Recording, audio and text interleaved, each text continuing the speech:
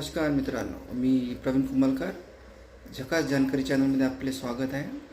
आज आपण BSNLमध्ये पोर्ट कशी करायची या संदर्भात माहिती पाहूया.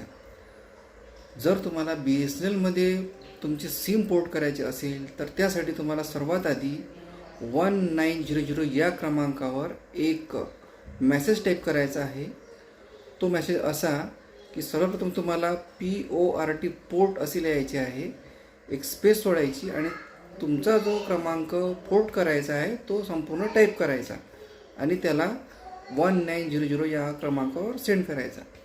त्यानंतर तुम्हाला तुमच्या सध्या असलेल्या कंपनीद्वारे एक UPSC कोड प्राप्त होईल. तो UPSC कोड घेऊन आणि एक ID कार्ड घेऊन, त्यामध्ये तुम्ही आधार कार्ड म्हणा किंवा वोटिंग कार्ड म्हणा, हे घेऊन तुमच्या जवळच्या BSNL ऑफिसमध्ये जायचे आहे आणि त्यांना सांगायचे आहे की मला BSNLमध्ये पोर्ट करायचे आहे. त्यानंतर ते तुमचं ID कार्ड पाहिल, तुमची माहिती भरेल आणि तुमच्या मोबाईलमध्ये जो UPSC कोड आहे तो मागेल. ते तुम्हाला तो देऊन द्यायचा आहे आणि ते त्यानंतर प्रोसेस करेल आणि तुम्हाला एक सिम प्राप्त होईल. 3 दिवसानंतर तुमचं जो सिम आहे, जे एक्झिस्टिंग सिम आहे, ते बंद होईल आणि BSNLमध्ये पोर्ट होईल.